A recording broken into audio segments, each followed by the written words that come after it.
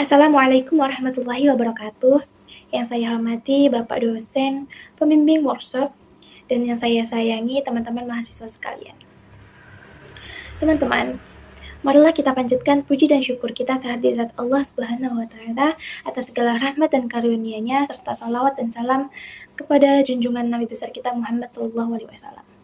Teman-teman sekalian, saat ini kita hidup di zaman yang terasa unik. Karena coba kita perhatikan, ketika seorang muslim tentunya rutin melaksanakan sholat fardu 5 waktu secara utuh tanpa bolong-bolong, ia akan sering kerap langsung disebut dianggap alim, soleh, soleha atau dan sebagainya yang berhubungan dengan alim. Nah, seolah-olah ibadah dasar ini tuh kayak pencapaian spiritual yang langka. Padahal hakikatnya sholat 5 waktu adalah kewajiban yang paling mendasar dalam Islam. Rukun Islam kedua setelah syahadat. Yang notabene ini adalah sholat itu adalah tiang agama. Namun, hari ini banyak kita temukan kewajiban itu seolah-olah bergeser, dipandang sebagai sesuatu yang pilihan atau opsional, atau dipandang sebagai ibadah tambahan bagi sebagian orang yang menganggap hal demikian. Nah, orang yang melaksanakannya lantas dianggap soleh, alim, dan sebagainya. Nah, ini masalahnya teman-teman. Ini adalah kekeliruan yang besar. Sholat itu wajib bagi siapapun, setiap umat muslim. Sholat itu wajib bagi setiap umat muslim terlepas dari kondisi spiritual kita. Mungkin ada bagi sebagian teman-teman sekalian yang kayak, males lah sholat, aku tadi habis ngelakuin maksiat, atau malulah sama Allah, dosaku udah banyak,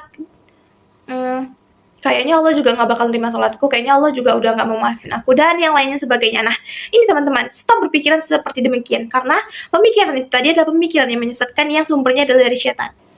Justru ketika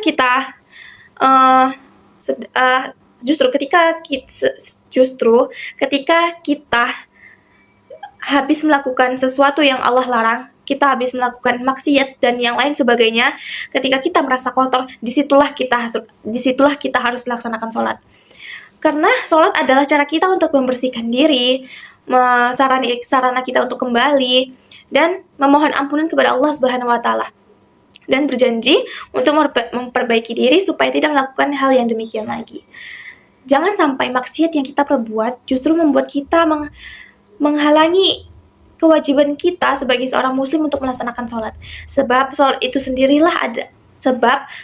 itu sendirilah yang menjadi benteng yang insya Allah akan mencegah diri kita dari perbuatan keji dan munkar. Jangan pernah meninggalkan sholat sekalipun kita adalah seorang pendosa. Nah, sholat ini juga bukan hanya sekadar gerakan yang mungkin cuma mengangkat takbir, membungkuk, bersujud. Bukan, teman-teman.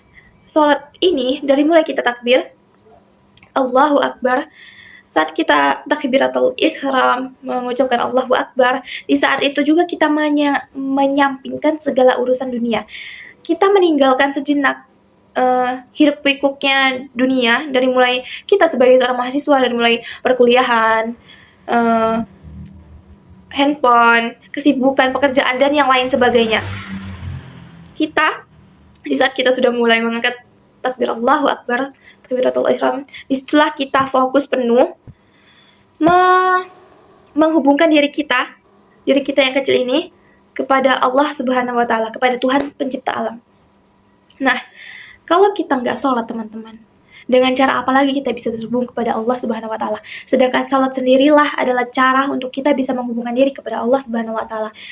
Di sholat itulah kita bisa mengeluh kesahkan, mungkin bukan mengeluh kesahkan ya, lebih tepatnya kembali kepada Allah, kembali ke dalam keadaan diri yang lemah, yang kita ini hanya makhluk kecil, yang tadinya sempat berpikir kita ini besar, tapi setelah kita menghadap kepada Allah, kita ini adalah makhluk yang kecil, sehingga kita tidak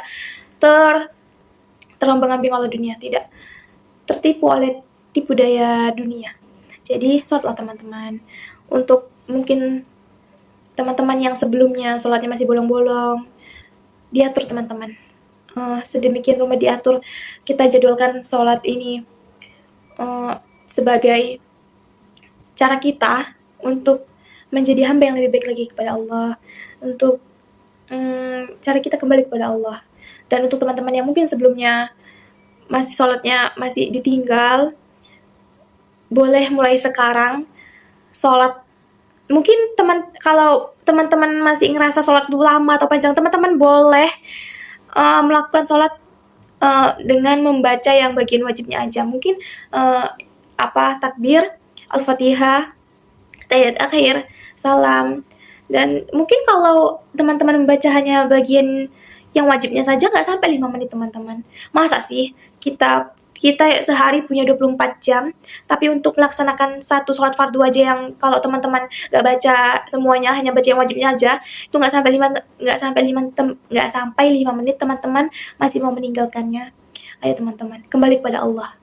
Allah masih menunggu kita di sana. Sholat itu sungguh penghubung yang benar-benar nyata yang menghubungkan kita dengan Allah.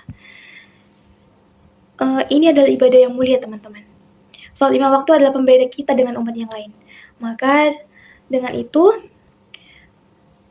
kita bisa melaksanakan sholat ini dengan pelan-pelan untuk menjadi yang lebih baik lagi.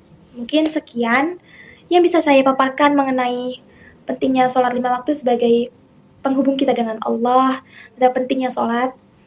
Semoga kita semua diberikan kekuatan dan keistiqomahan untuk menjaga sholat 5 waktu kita. Sekian dari saya. Wabillahi taufiq wal hidayah. Wassalamualaikum warahmatullahi wabarakatuh.